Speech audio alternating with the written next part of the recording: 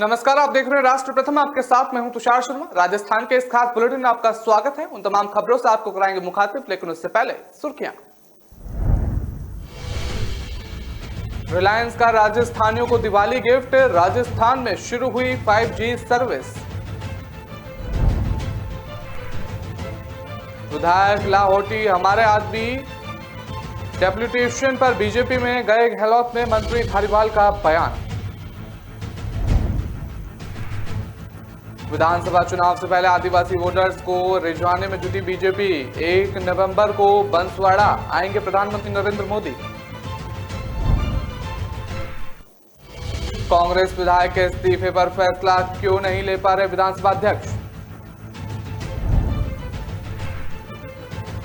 दिवाली पर कोटा से घर जाने वाले रेल यात्रियों को नहीं होगी दिक्कत, रेलवे चला रही है स्पेशल ट्रेन। अब खबरें जानेंगे विस्तार से। आपको बता दें कि रिलायंस जियो ने दिवाली पर राजस्थान की जनता को 5G सर्विस की सौगात दे दी है। रिलायंस जियो के चेयरमैन आकाश अंबानी ने राजसमंद के प्रसिद्ध श्रीनाथ जी मंदिर से राजस्थान में 5G सेवाओं की शुरुआत की है। हालांकि इसकी कमर्शियल लॉन्चिंग भी अभी नहीं की गई है, लेकिन 5G सर्विस के साथ कंपनी ने प्रदेश की जनता को दिवाली के मौके पर कुछ खास ऑफर भी दिए हैं।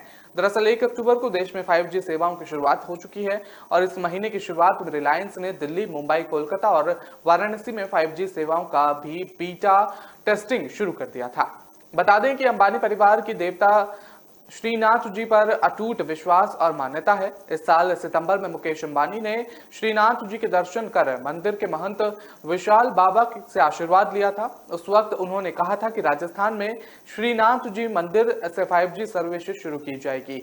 बता दें कि इससे पहले रिलायंस जियो ने 4G सेवाओं की शुरुआत भी कही है और बता दें एक अधिकारी ने कहा था कि 5G सेवाओं की शुरुआत से ज्यादा राजस्थान में लोगों का जीवन बदल जाएगा। ये उन्हें वैश्विक नागरिकों को सम्मान और प्रौद्योगिकी की समझ रखने वाला बना देगा। और नाथ द्वारा मंदिर के महंत विशाल बाबा ने कहा कि हम 5G सेवाओं की शुरुआत का स्वागत करते हैं। ये श्री जी के लिए 5G है और मुकेश अंबानी ने कहा कि रिलायंस जियो की 5G सेवाएं पूरी भारत में दिसंबर 2023 तक उपलब्ध होंगी। भारत ने भले ही देर से शुरुआत की हो, लेकिन सबसे अच्छी गुणवत्ता और सबसे सस्ती 5G सेवाएं होंगी।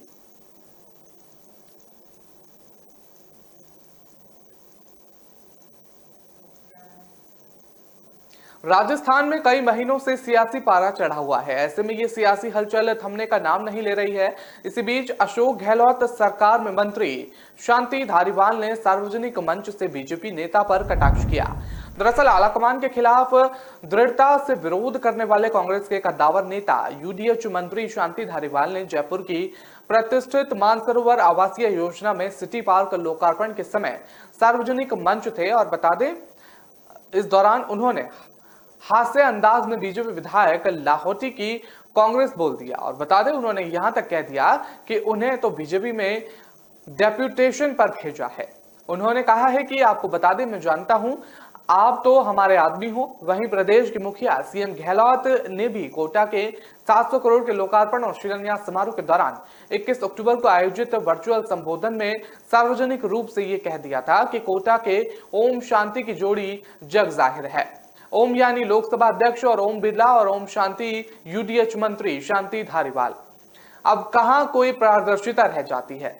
खुले रूम में ही अब बयानबाजी सामने आ रही है। वहीं पूर्व में हुए वायरल वीडियो में सौम्या गुर्जर के पति राजा राम के खिलाफ इस घूस कांड में एसीबी में दर्ज मामले में राष्ट्रीय स्वयंसेवक संघ के क्षेत्रीय प्रचारक का नाम भी शामिल किया गया।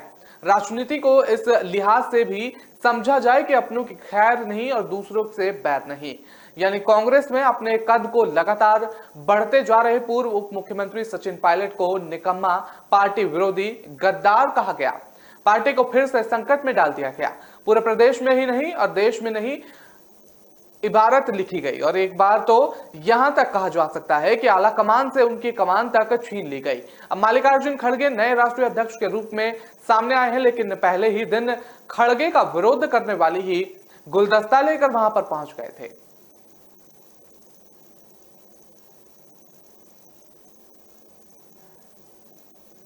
राजस्थान में साल 2023 में होने वाले विधानसभा चुनाव की तैयारियां बीजेपी अभी से शुरू कर दी है और इस चुनाव में बीजेपी की नजर आदिवासी वोटर्स को रिझाने की है और इसलिए सिरोही के बाद अब प्रधानमंत्री नरेंद्र मोदी बांसवाड़ा जिले के मानगढ़ धाम में 1 नवंबर को आ रहे हैं। इस कार्यक्रम को लेकर बीजेपी की बैठक का दौर शुरू हो चुका है। उदयपुर में बीजेपी प्रदेश अध्यक्ष डॉक्टर सतीश पूनिया, केंद्रीय मंत्री अर्जुन राम मेघवाल, नेता प्रतिपक्ष गुलाब चंद कटारिया ने बीजेपी देहात की तैयारियों को लेकर बैठक ली। बैठक में प्रदेश उपाध्यक्ष हेमराज मीणा, प्रदेश महामंत्री सुशील कटारा और सांसद कनकमल कटारा और एसटी मोर्चा प्रदेश अध्यक्ष जितेंद्र मीणा, युवा मोर्चा प्रदेश अध्यक्ष हिमांशु शर्मा भी मौजूद रहे। साथ ही बैठक में उदयपुर संभाग के 7 जिलों के जिला अध्यक्ष, पार्टी के सभी सांसद, विधायक सहित सभी जनप्रतिनिधि सहित अन्य बीजेपी पदाधिकारी मौजूद थे। डॉक्टर सतीश पूनिया ने कहा कि यह सौभाग्य की बात है कि गुजरात के मुख्यमंत्री रहते हुए नरेंद्र मोदी ने मानगढ़ धाम को विकसित करने की जो कल्पना की थी, प्रधानमंत्री के रूप में उसे मूर्ति रूप देंगे और इस ऐतिहासिक कार्यक्रम की तैयारी और रूपरेखा की प्रारंभिक चर्चा के लिए हमने उदयपुर में वरिष्ठ कार्यकर्ताओं के साथ बैठक की है।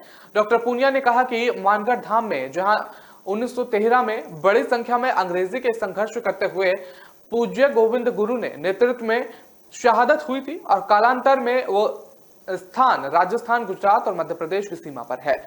वो एक स्मारक के रूप में विकसित हुआ है। वहां हर वर्ष पूर्णिमा पर बड़े मेला लगता है और बड़ी संख्या में श्रद्धालुओं का आगमन होता है।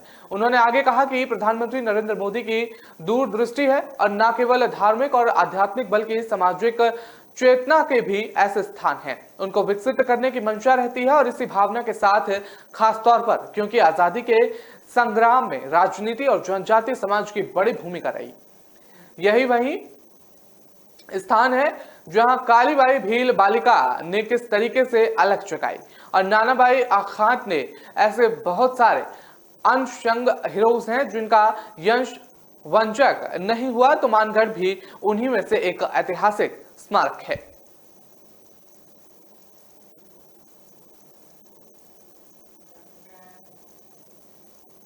कांग्रेस में राष्ट्रीय अध्यक्ष का चुनाव खत्म हो गया है और मल्लिकार्जुन खड़गे नए अध्यक्ष बन गए हैं, लेकिन राजस्थान कांग्रेस में सियासी घमासान अब भी लगातार जारी है। अध्यक्ष चुनाव के दौरान उठे सवाल पर लगातार सियासत हो रही है।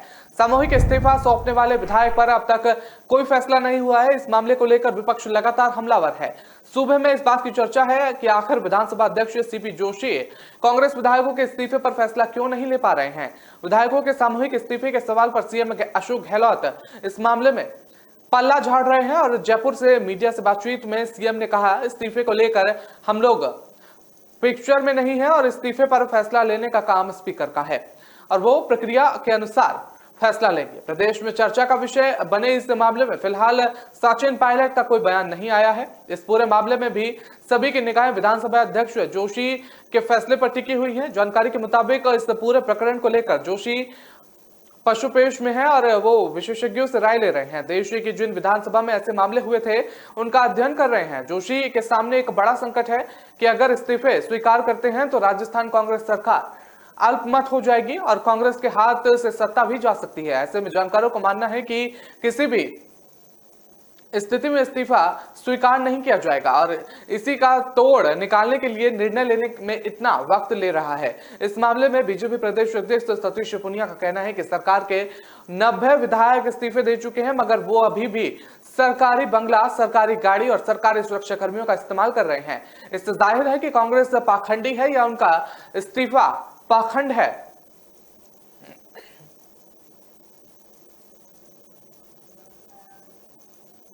रेल प्रशासन द्वारा दीपावली के अवसर पर यात्रियों की सुविधाओं को ध्यान में रखते हुए रेल प्रशासन ने अहमदाबाद अमृतसर के बीच तीन ट्रिप स्पेशल ट्रेन चलाने का निर्णय लिया है। ये गाड़ी कोटा मंडल के कोटा, सवाई माधोपुर, गंगापुर सिटी और भरतपुर स्टेशन से होकर गंतव्य को जाएगी।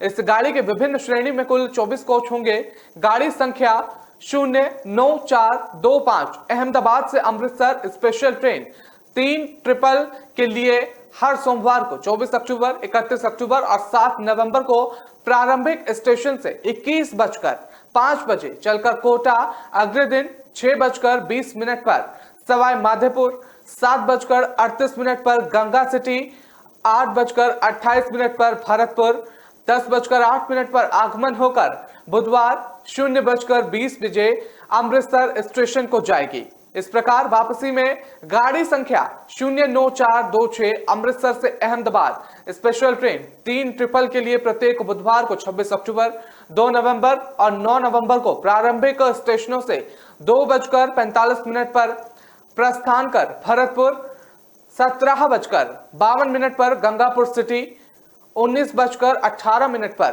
सवाई माधोपुर, 20:25 पर कोटा, 22:30 पर आगमन होकर 8:45 पर अहमदाबाद पहुंचेगी। रास्ते में यह गाड़ी दोनों दिशाओं में Chhayapuri, Godhra, Ratlam, Nagda, Kota, Sawai Madhopur, Gangapur City, Bharatpur, Mathura Junction, Palwal, Delhi Safdarjung, Ambala Cantt और चंडीगढ़ स्टेशनों पर रुकेगी। इस संबंध में वरिष्ठ मंडल वाणिज्य प्रबंधक जनसंपर्क अधिकारी कोटा सहित मालवीय द्वारा बताया गया है कि यात्रियों की सुविधाओं को ध्यान में रखते हुए त्योहार में स्पेशल ट्रेनों को चलाया जा रहा है। इस संबंध में सर्व संबंधित स्टेशनों और कर्मचारियों को निर्देशित किया जा रहा है। यात्रियों से अनुरोध है कि ट्रेन की उचित स्थिति की जानकारी स्टेशन से लें और एनटीएस रेलवे मदन नंबर 139 पर ऑनलाइन प्राप्त कर यात्रा कर सकते हैं।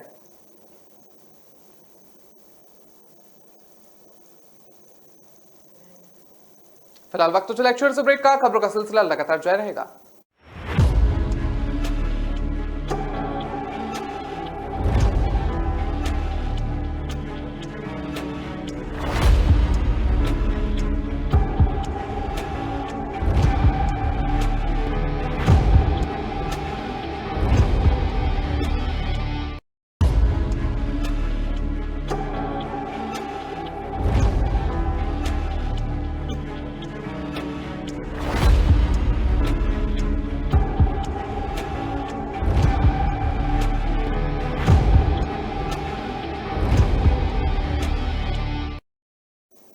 ब्रेक के बाद आपका स्वागत है। रुक करते हैं अगली खबर का। आपको बता दें कि राजस्थान में इस बार दीपावली खुशियों भरी सौगात लाई है। मुख्यमंत्री अशोक गहलोत ने खुशियों के इस पर्व पर कई बड़े ऐलान कर दिए हैं। 3 दिन पहले बेरोजगार को रोजगार देने की घोषणा के बाद अब गहलोत सरकार ने राज्य कर्मचारियों को बड़ी सौगात गिफ्ट दी है और प्रदेश के 31,000 से ज्यादा संविदा कर्मियों को सरकार ने परमानेंट कर दिया है। धनतेरस से ठीक एक दिन पहले सरकार ने पंचायत सहायक और शिक्षा कर्मी और पैरा टीचर्स को नियमित करने के आदेश जारी किए हैं। इनके शुरुआत में 10,400 रुपए वेतन दिया जाएगा। जिन संविदा कर्मियों को 10,400 से ज्यादा वेतन मिल रहा है उनका वेतन यथावत रहेगा और 9 साल की नौकरी पूरे करने पर 18,500 और 18 साल की सर्विस पूरे करने पर 32,300 रुपए सैलरी मिलेगी।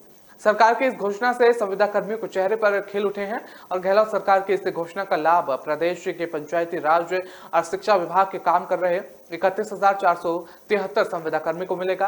परमानेंट नौकरी पाने वाले में सबसे ज्यादा 23,749 पंचायत सहायक हैं और शिक्षा विभाग में 26 वरिष्ठ शिक्षा कर्मी और 1764 वरिष्ठ शिक्षा कर्मी और 2,048 सामान्य शिक्षा कर्मी है। पैरा टीचर्स की संख्या 3,886 है और सरकार ने इन पदों को Rajasthan contractual hiring to civil post rules के दायरे में लिया है। शिक्षा कर्मी, पैरा टीचर्स और ग्राम पंचायत सहायक के पद नाम भी इसमें शामिल हैं। शिक्षा कर्मी को अब शिक्षा सहायक और पैरा टीचर्स को पाठशाला सहायक और ग्राम पंचायत सहायक को विद्यालय सहायक कहा जाएगा। एजेंसी के माध्यम से अथवा जॉब बोरिस के काम कर रहे संविदा कर्मियों को नियमित किया गया जाएगा और पंचायत सहायक, शिक्षा कर्मी और पैरा टीचर्स को भी 3 नियमित किया जाएगा और वो इन पदों के लिए सैनिक योग्यता और अनुभव की शर्त पूरी करेंगे। कॉन्ट्रेक्चुअल सर्विस रूल्स के दायरे में ही संविदा आएंगे और जो निर्धारित योग्यता पूरी कर सकते हैं।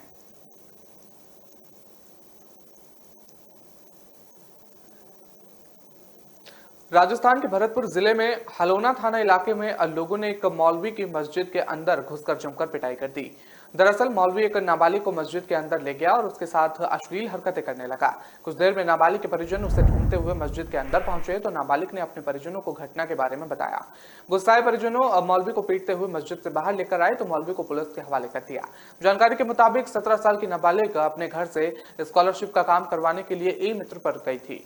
जब वो ई मित्र से वापस अपने घर आ रही थी तो उसे बिहारी जी के मंदिर के पास मौलवी रशीद मिला और नाबालिग और मौलवी आपस में एक दूसरे को जानते थे क्योंकि नाबालिग का घर मस्जिद से सिर्फ 300 मीटर की दूरी पर स्थित है और रशीद मस्जिद पर 10 साल से रह रहा था। मौलवी रशीद ने नाबालिग से मोबाइल मांगा जिस पर नाबालिग ने अपना मोबाइल रशीद को दे दिया रशीद मोबाइल को देखते हुए चलने लगा और नाबालिग लड़की भी उसके पीछे चलने लगी। जैसे ही मस्जिद आई तो रशीद नाबालिग को मस्जिद के भीतर लेके आया और उसके साथ वो अश्लील हरकतें करने लगा।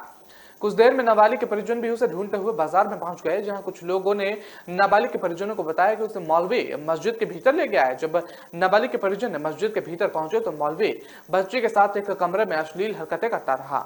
और बता दें बस फिर क्या था, परिजनों ने मौलवी की मस्जिद के अंदर पिटाई कर दी और उसे पीटते पीटते बाहर लेकर आए। रास्ते में जा रहे लोगों को मौलवी की हरकत के बारे में बताया। उन्होंने भी मौलवी पर हाथ साफ कर लिया। बाद में उसे पुलिस के हवाले कर दिया। फिलहाल पुलिस मौलवी से पूछताछ कर रही है।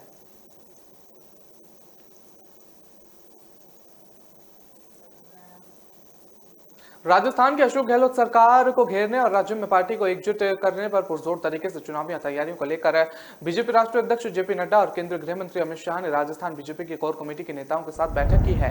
राजस्थान को लेकर पार्टी के राष्ट्रीय कार्यालय में बुलाई गई इस महत्वपूर्ण बैठक और बड़ी बैठक में पार्टी के राष्ट्रीय संगठन महासचिव बीएल संतोष, पूर्व मुख्यमंत्री वसुंधरा राजे सिंधिया, विधानसभा में विपक्ष के नेता गुलाब चंद कटारिया, प्रदेश अध्यक्ष सतीश पुनिया, प्रदेश प्रभारी अरुण सिंह और प्रदेश संगठन महासचिव चंद्रशेखर ओम प्रकाश माथुर और प्रदेश सह प्रभारी विजय और केंद्रीय मंत्री गजेंद्र सिंह शेखावत, प्रदेश कोर कमेटी के तमाम सदस्य इसमें मौजूद रहे। बताया जा रहा है कि इस बैठक में प्रधानमंत्री नरेंद्र मोदी के प्रस्तावित राजस्थान दौरे की तैयारियों के साथ साथ गहलोत सरकार की चौथी वर्षगांठ पर कांग्रेस सरकार को घेरने के लिए आक्रोश रैली के रूपरेखा और रणनीति पर चर्चा की गई है। बैठक में एक बार फिर पार्टी आलाकमान की तरफ से राज्य के सभी नेताओं को आपसी गुटबाजी दूर कर एक साथ मिलकर अशोक गहलोत सरकार को घेरने और पार्टी की चुनावी रणनीति को जमीन पर उतारने की भी हिदायत दी गई।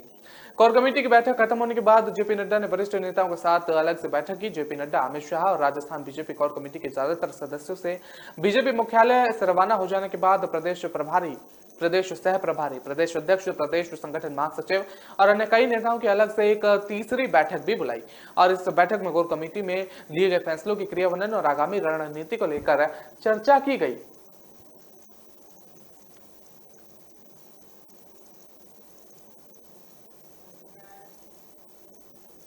राजस्थान के कोटा में मुख्यमंत्री अशोक गहलोत ने 700 करोड़ रुपए के विकास कार्यों को लोकार्पण किया। इस लोकार्पण समारोह में पूरे कोटा में 12 जगह इनका लाइव प्रसारण कांग्रेस कार्यकर्ताओं और आमजन ने देखा। पूरे कार्यक्रम के दौरान सीएम गहलोत ने यूडीएच मंत्री शांति धारीवाल की तारीफों की पुल बांध दी और कहा कि विधानसभा के अंदर और बाहर इन्हें जो भी कार्य दिए जाते हैं वो पूरे होते हैं। सीएम ने कहा कि कोटा में ओम भी है और शांति भी है, तो किसी बात की क्या कमी है। इसकी चर्चा तो पूरे जगह रही है और ओम शांति की जोड़ी है। सीएम गहलोत ने मजाकिया अंदाज में कहा कि कोटा ओम और शांति की जोड़ी है, तब एयरपोर्ट में कोई दिक्कत नहीं आनी चाहिए। कोटा को एयरपोर्ट की सौगात मिलनी चाहिए। कोटा एयरपोर्ट के मुद्दों पर सीएम अशोक गहलोत ने कहना है कि लोकसभा स्पीकर ओम बिरला से वो स्वयं भी बात कर सकेंगे और आप भी बात करिएगा। सीएम गहलोत ने कोटा के 70 करोड़ 700 करोड़ के विकास कार्यों का लोकार्पण किया। विकास कार्यों की बनी डॉक्यूमेंट्री को देखने के बाद सीएम गहलोत ने धारीवाल की तारीफ करते हुए कहा कि मंत्री शांति धारीवाल ने लोकल फंड इकट्ठा किया और उन्होंने स्टेट गवर्नमेंट से पैसा नहीं लिया, बल्कि यूआईटी और लेवल गवर्नमेंट के आधार पर इन्होंने खुद सोर्स डेवलप किया। यानी इसे कहते हैं कमाओ और खाओ, और खाओ का मतलब होता है इन्हें पैसा पैदा भी किया गया और लगाया भी। इसे सुंदर स्वरूप कोटा का निखर सामने आया है और लोकार्पण के समय कोटा के विकास कार्यों की चर्चा जोरों शोरों पर रही। सीएम गहलोत ने कहा कि धारीवाल के टूरिज्म को लेकर शिकायत की थी कि कोटा कोई जाता नहीं, अब जो स्वरूप निकलकर सामने आया है उसके बाद अब आने वाले वक्त में अंदर टूरिस्ट कोटा की तरफ आकर्षित होंगे। उन्होंने कहा कि केवल एक एयरपोर्ट की कमी रह गई है और कोटा में हवाई अड्डा बनने, और इसके लिए मैंने लगातार कोशिश की है।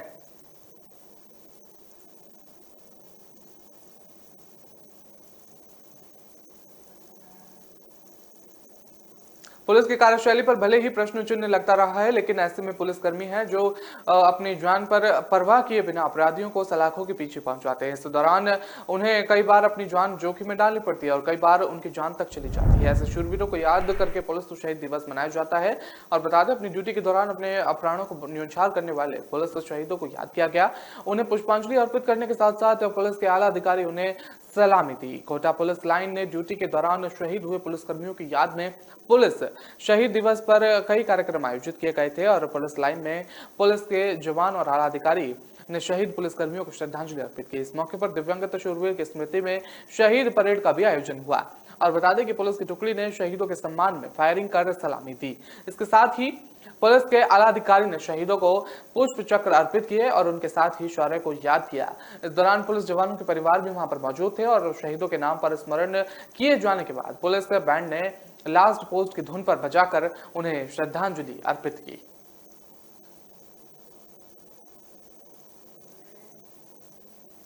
फिलहाल वक्त तो चला एक छोटे से ब्रेक का। खबरों का सिलसिला लगातार जारी रहेगा।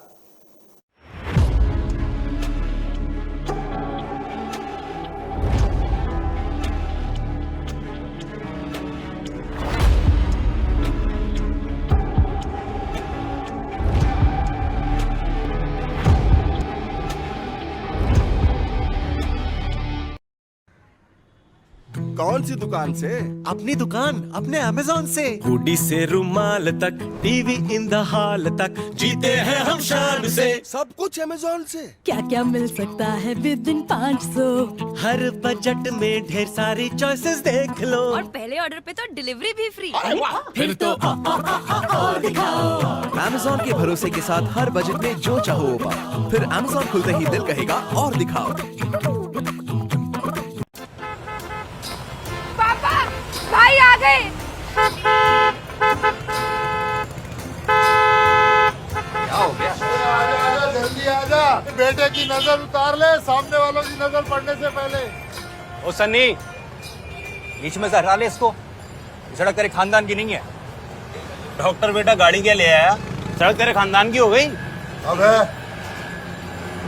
यहाँ बड़ों में तमीज ना हो, छोटों से क्या उम्मीद लगाता? बेईमानों से तमीज नहीं सीखनी हमें। चल सन्नी अंदर चल। बेईमान किसे बोला? तुझे बोला। बेईमान किसे बोला? आदमी की आदमी से कैसी ये लड़ाई, खोखली थी रीत वो जो आगे क्यों है बढ़ाई। सामने वालों से ज्यादा लड़ियां लगनी चाहिए। इतनी लड़ियां लगानी है कि सामने वालों का घर फीका पड़ जाए।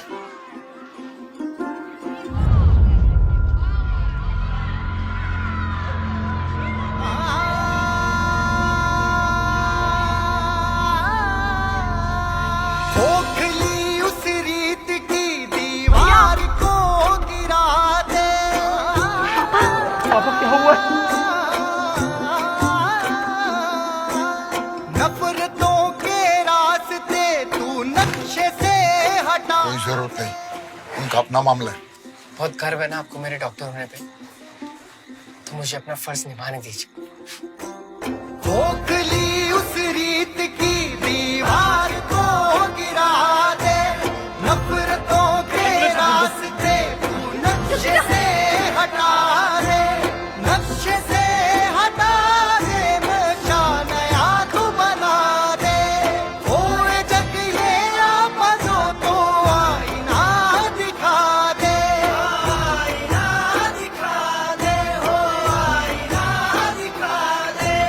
ले मशाल अपने की का, ले मशाल अपने की का, और मन अंधेरा मिटा दे। ले मशाल अपने की का, और मन अंधेरा मिटा दे, मन अंधेरा मिटा दे।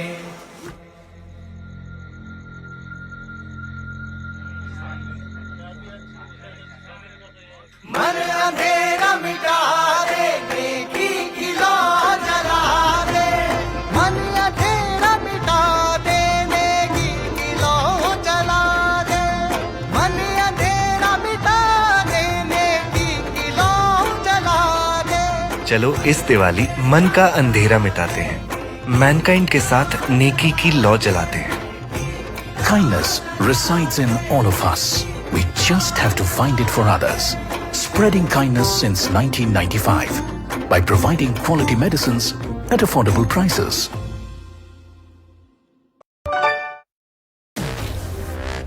रात के 2 बजे, दिन के 12 बज गए।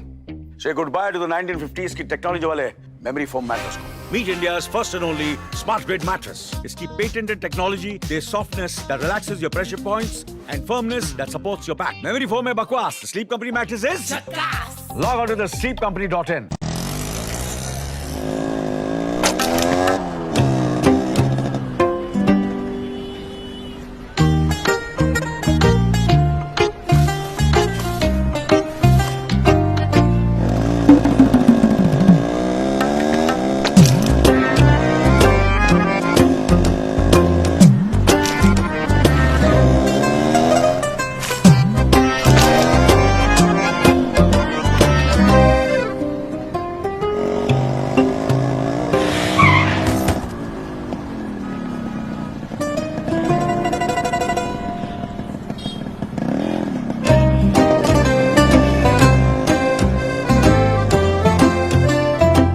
जब सोच सुंदर होगी तभी तो देश सुंदर होगा।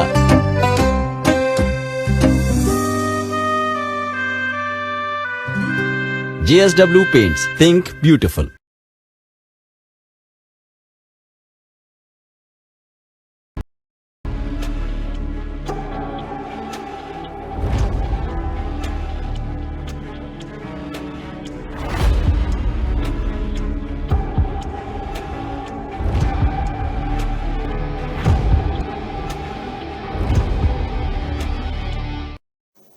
ब्रेक के बाद आपका स्वागत है। रुक करते हैं अगली खबर का। आपको बता दें कि दिवाली के अवसर पर शिक्षा की नगरी कोटा को लगातार सौगातें मिल रही हैं।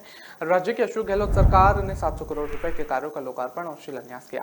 दिवाली से पहले रामगंज मंडी और पिपलदा क्षेत्र के लोगों को लोकसभा अध्यक्ष ओम बिरला के प्रयासों से बड़ा तोहफा मिला। दोनों विधानसभा क्षेत्रों में 6 गाँव में सामुदायिक भवन के निर्माण और विस्तार के लिए CMR मदद से 1 करोड़ 42 लाख की लागत से राशि स्वीकृति हुई। और स्वीकृति स्पीकर ओम बिरला का प्रयास है कि कोटा बुद्धि के सभी पंचायत स्मृति क्षेत्रों के प्रमुख स्थानों पर सामुदायिक भवनों, खेलों के मैदान और स्कूल के कक्षों आदि का निर्माण या विस्तार किया जाए ताकि वहां के नागरिकों की जरूरतों की पूर्ति हो सके। और इसी क्रम में रामगंज मंडी और पिपलदा क्षेत्र में 6 सामुदायिक भवनों के निर्माण और विस्तार की स्वीकृति करवाई गई है। इन समुदाय भवनों में ग्रामीण अपने पारिवारिक कार्यक्रमों का आयोजन कर सकेंगे। और बता दें कि इसके अलावा ग्रामीणों को आत्मनिर्भर बनाने और उनके कौशल संवर्धन के लिए विभिन्न प्रकार के कार्यक्रमों का भी आयोजन हो पाएगा। रामगंज मंडी विधानसभा क्षेत्र के खैराबांध पंचायत समिति के देवली खुर्द, चुचट और कुलदया में सामुदायिक भवनों का निर्माण कराया जाएगा। साथ ही सलेड़ा में ढांडी में सामुदायिक भवन का विस्तार करवाया जाएगा। और इसी तरह पर पिपलदा विधानसभा क्षेत्र में इटावा पंचायत समिति के लक्ष्मीपुरा, अध्ययन और गोता में भी सामुदायिक भवन का निर्माण होगा।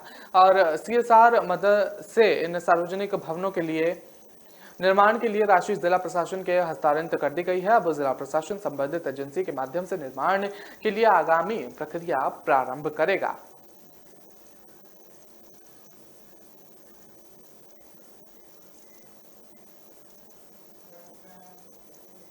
हड़ौती संभाग में बदमाशों के हौसले इस कदर बुलंद हो गए हैं कि वह अब शहर की नहीं ग्रामीण क्षेत्र में भी कस्बे को भी निशाना बना रहे हैं। बूंदी जिले के कापरन क्षेत्र में ऑटो पार्ट्स व्यापारी के यहां बुद्धक की नोक पर लूट का मामला सामने आया है। बता दें 4 बदमाश रात 2:30 बजे छत के रास्ते घर में घुस गए और पहले उन्होंने व्यापारी को बंधक बनाकर लूट लिया और फिर जाते जाते कह गए कि अगर पुलिस को सूचना दी तो हम तुम्हें 10 दिन के बाद फिर आएंगे और गोली मार देंगे। व्यापारी के यहाँ सोना चांदी और नकदी सहित कुल 25 लाख रुपए की लूट की वारदात को अंजाम दिया गया है। इस घटना के बाद कॉर्पोरेशन में सनसनी फैल गई है। वहीं व्यापारी का पूरा परिवार दहशत में है। और ऑटो पार्ट्स और ऑटो वर्कशॉप कारोबारी दीपक शर्मा शिवनगर के रिद्धि सिद्धि कॉलोनी निवासी करते हैं। और बता दें कि उन्होंने पुलिस में 2 शिकायत में बताया है कि देर रात मकान की छत पर चढ़कर जंगलों की ग्रिल पर तोड़कर बदमाश मकान के भीतर घुस गए। जब उन्होंने अलमारी का ताला तोड़ा तो मेरी नींद खुल गई।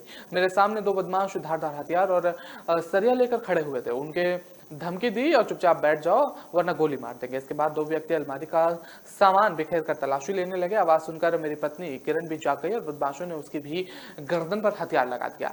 इसके बाद बदमाशों ने मेरी अलमारी में रखा सूटकेस ले लिया और उन्होंने पूछा कि सोना चांदी के गहने कहां पर हैं। उन्होंने मेरे और मेरी पत्नी के गले में से सोने और चांदी की चेन छीन ली और उसके कानों से सोने के टॉप्स भी खुलवा दिए।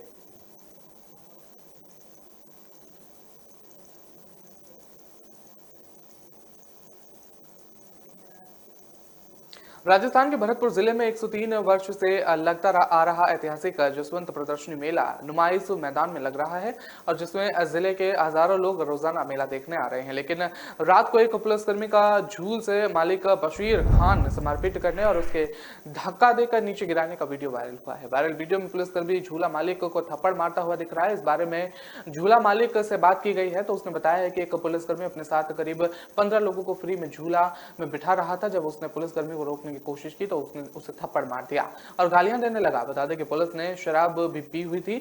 और पीड़ित झूला मालिक बशीर खान ने बताया है कि लगभग 8:30 पर एक पुलिसकर्मी नशे में धुत आया और उसके साथ लगभग 15 परिजन और जानकार थे जिन्हें वो फ्री में झूला झुलाने की बात कह रहा था। और मैंने उसके कहने पर करीब 15 लोगों को फ्री में गोला वाला झूला झुलवा दिया। उसके बाद वो उन लोगों को नाव वाले झूले में ले गया और वहां भी उसने झुलाया। जिसके बाद वो उन लोगों को ब्रेक डांस वाले झूले में लेकर गया। जब मैंने उसे वहां झूला झूलने से रोका तो वो गालियां देने लगा, थप्पड़ मारा और धक्का देकर नीचे गिरा दिया। वहां पर क्यूआरटी की 2 महिलाएं कांस्टेबल और कुछ पुलिसकर्मी मौजूद थे, जो झगड़ा देखते हुए पुलिसकर्मी को अपने साथ ले गए।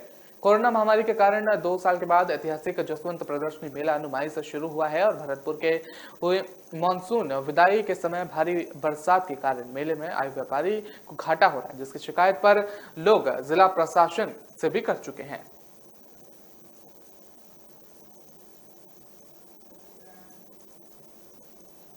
आप अगर इस बार दिवाली मनाने अपने घर ट्रेन से जा रहे हैं तो ये खबर आपके लिए बहुत महत्वपूर्ण है।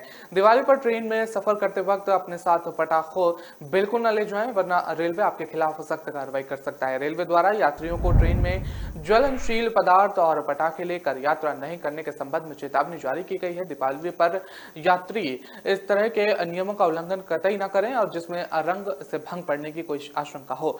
ट्रेन और रेल परिसर में पटाखों या ज्वलनशील पदार्थ ले जाने अथवा उनके उपयोग से जाने अनजाने में कोई भी दुर्घटना का शिकार हो सकता है। इस संबंध में डीआरएम गीतिका पांडे का कहना है कि ट्रेनों में पटाखे लेकर सफर करना खतरे से खाली नहीं होता और इसके कहीं भी कुछ भी अनहोनी संभव होती है। ऐसे में रेलवे की सुरक्षा एजेंसी भी पूरी तरह से सतर्क है और आशंका होने पर स्टेशनों पर यात्रियों के सामान की जांच भी की जा सकती है। उन्होंने बताया कि ट्रेन में ज्वलनशील पदार्थ लेकर चलने पर सख्त कार्रवाई का प्रावधान भी रखा गया है, मगर स्वयं यात्रियों को भी खुद इस संबंध में जागरूकता रहना होगा। रेल यात्रा के दौरान ज्वलनशील पदार्थ और विस्फोटक पदार्थ के साथ यात्रा करना न सिर्फ जानलेवा होता है बल्कि ये एक दंडनीय अपराध भी है। वहीं इसे रोकने के लिए रेल प्रशासन समय समय पर विशेष अभियान चला रहा है। विशेषकर त्योहारों और भीड़ भाड़ के दौरान आरपीएफ और जीआरपी द्वारा स्टेशनों में सघन जांच भी की जाती है। रेलवे बोर्ड द्वारा आगजनी से बचाव के उपायों और सावधानियों के साथ साथ इस संबंध में सभी जोनल मुख्यालयों को भी विशेष दिशा निर्देश दिए गए हैं और साथ ही रेलवे ने यात्रियों से अनुरोध किया है कि वो रेल प्रशासन के साथ सुरक्षित यात्रा में सहयोग करें और ज्वलनशील पदार्थ लेकर यात्रा ना करें। राजस्थान में विधानसभा में चुनाव नजदीक है। ऐसे में सरकार हर तरफ जनता को रिझाने के लिए नित नए प्रयोग कर रही है। वहीं चुनावों के बीच गुजरात से लेकर राजस्थान तक बेरोजगार युवाओं को गुस्सा देखने को मिल रहा है और एकत्रित महासंघ के बैनर तले पिछले 18 दिनों से गुजरात में प्रदर्शन कर रहे बेरोजगार युवा अब राजस्थान में भी सड़कों पर उतर कर आए हैं। बंसवाड़ा जिले में युवाओं ने रैली निकालकर सरकार के खिलाफ प्रदर्शन किया। यही नहीं, युवाओं ने सरकार को विधानसभा चुनाव को लेकर भी चेतावनी दी। बता दें कि बेरोजगार युवाओं द्वारा ये प्रदर्शन रीट भर्ती परीक्षा को लेकर लेवल 2 के पदों को कम करने के लिए किया जा रहा है और रीट संघर्ष समिति के बैनर तले सैकड़ों युवा बंसवाड़ा में प्रदर्शन के लिए सड़कों पर उतरे हैं। रैली निकालकर युवा कलेक्ट्रेट पहुंचे और यहां धरने पर बैठे हुए हैं। बता दें, यहां उन्होंने सरकार के खिलाफ जमकर नारेबाजी की और विद्यार्थी जसवंत सिंह ने कहा कि पेपर लीक प्रकरण में पहले लेवल 2 रीट की परीक्षा रद्द की गई और फिर सरकार ने पद जारी कर जिसे लेवल 2 में अतिरिक्त पद जारी करने की घोषणा की, लेकिन जब नोटिफिकेशन जारी हुआ तो पदों को कम कर दिया गया। उन्होंने कहा कि लेवल 2 के युवाओं के साथ कुठारघात किया गया। इसके बाद जवाब युवा आगामी विधानसभा चुनाव में देंगे और उन्होंने कहा कि लेवल 2 के 6000 पद कम किए गए और सरकार 6 सीटें नहीं जीत पाएगी। दरअसल ये पूरा मामला सामने आया है जहां पर रीट को लेकर प्रदर्शन किया गया है और जिसको लेकर छात्र सड़कों पर उतर गए हैं। तो फिलहाल इस बुलेटिन में इतना ही। मुझे दीजिए इजाजत। नमस्कार।